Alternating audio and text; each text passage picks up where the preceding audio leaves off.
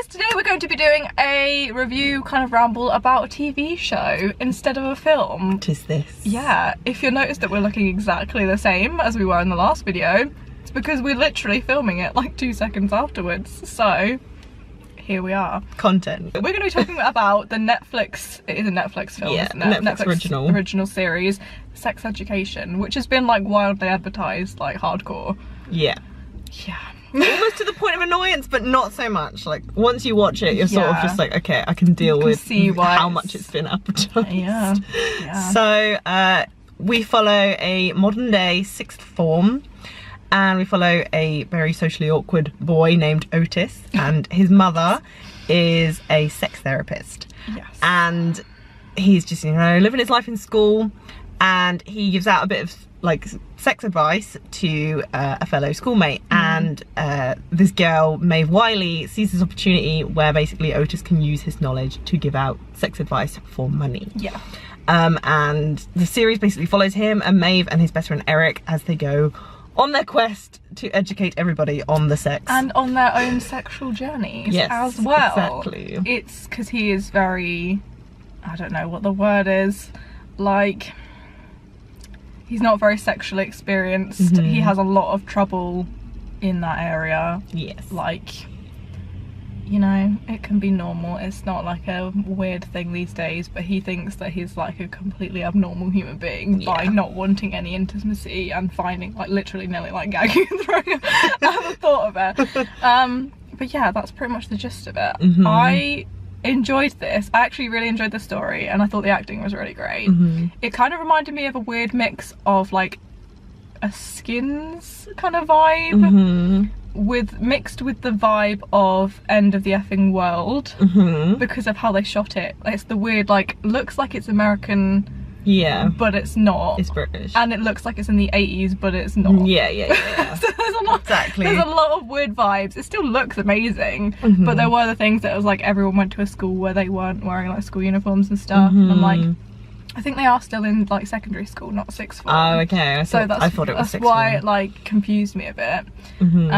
Yeah, and it's just got some weird Americanisms that I'm like, that. Yeah, I think I read up on some of it, because I think Gillian Anderson was doing like an interview. She plays Jean, who's Otis's mum, the sex therapist. She's and great. They mentioned the whole Americanisms, and they said that they kind of did it that way to kind of appeal to the American audience, whereas like the British audience would appeal to it because it's a British show, and they wouldn't really mind the whole 80s American vibe of it because it looks really cool. It does look cool, but I do have like some problems if that's gonna like be a theme in the future for a lot of people doing that. I think Americans might think that's how things are, like we don't wear Letterman jackets, no, you know, we don't go to like balls and proms like every month. That's not a thing. We have like one prom. We don't have swimming pools in all our schools. No, we didn't have a swimming pool. They're not ginormous either. Like, we don't live in houses in the woods. I don't live in a house in the woods.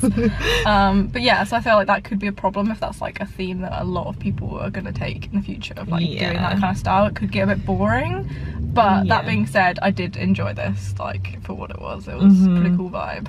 Yeah, I like the styling of it just because it like pays a lot of like homage to like 80s movies. There's like a lot of 80s music in here as well. Definitely. I love the soundtrack style. Is so good. Yeah, and just all the characters are so like lovable.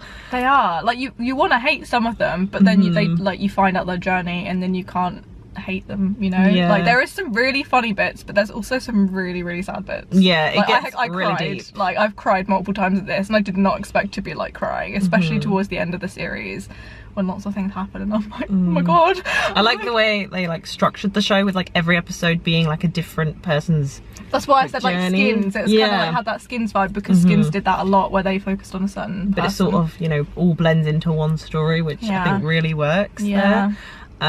Really liked Maeve. I thought she was great. Everyone was. Doesn't she look so much like Margot Robbie though? She does. That's why I was like, I was watching like America and Scots, and I was like, yeah, they really do look similar. Twins. They should play sisters. If they played sisters in something, that would be great. Yeah. I just think her character. A lot of people are saying she's a bit of like a manic pixie dream girl, but she has so many issues going on in her life. I feel like she isn't that, because she's not pretending to be anything that she's not. No, you know she's just playing out yeah, she knows who she is and she's not ashamed of that. Yeah. Sort of thing. And she goes through a lot during the process. She does like, yeah, she does like hide a lot of stuff. She does, but they're only like 16, so. Exactly. There's a lot of emotions going on. Yeah. Really liked Otis. Asa Butterfield. I can't believe that the little kid from like the boy in the striped pajamas. Exactly. And stuff. He's grown up and he's like such a cutie pie. Crazy. He like, I love the fact that Otis is actually like awkward and not just like pretending to be awkward. You feel the awkwardness. Yeah, you're just like, oh, you like, cringe at things he does. He does awkwardness well, you know what I mean? Like, not to the point where you're like, oh my god, okay, like yeah, just move on. Like, deal with it. But yeah, and like just Eric. I love Eric. Oh my god, yeah. There's so many characters in this that you just like grow to love so much. Yeah, and his relationship with his dad and everything. Yeah. There's just so many like deep emotional bits in this show, but there was, and then there's like really hilarious. funny bits where it's like, it's my vagina, it's my vagina, and the guy stands up like, it's my vagina. He's like, you don't have a vagina. Yeah, everyone just like works off each other like really, really well. In this show. I really hope there's another season of this. Me too. I reckon there will be because a lot of people have watched it. It's becoming pretty popular, and people just want to know what happens next in the story. I feel like there is a lot to solve. I was going to say, like, with this concept, you can do a lot, to be honest. So there's a lot to do. Hoping for a season 2. Yeah, definitely. Like, it's not, we don't really talk about TV shows very often, but I feel like we should start maybe doing that a bit more on this channel if people are interested in it, because like, this is a pretty popular TV show at the moment. Exactly. So. And I really wanted to talk about it. I know, yes, because she turned to me, she's like, have you seen Sex Education? I'm like, yes. I'm like, wait for the video.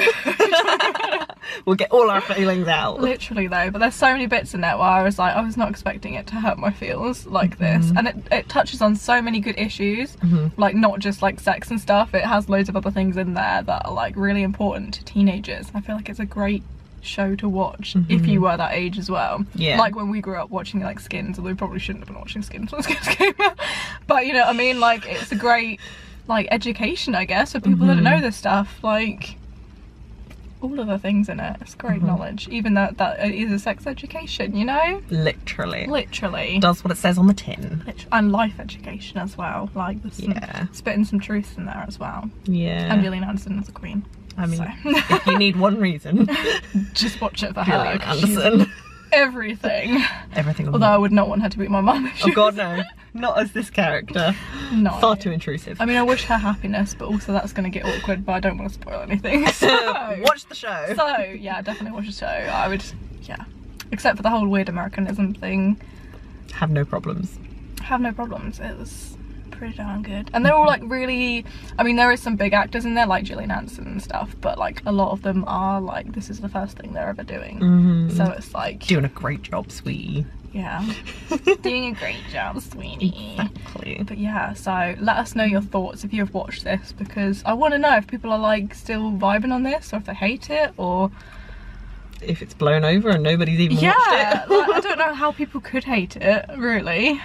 Yeah. There's not much to hate in it. I don't know, do most people understand our British humour? That's the whole charm of it though, isn't it? Like, they love us. Exactly. Anyway, so that's all we've got to say about that. Yep. Subscribe to Ellen. Subscribe to me. Subscribe to this. We will see you guys next time. Okay, bye.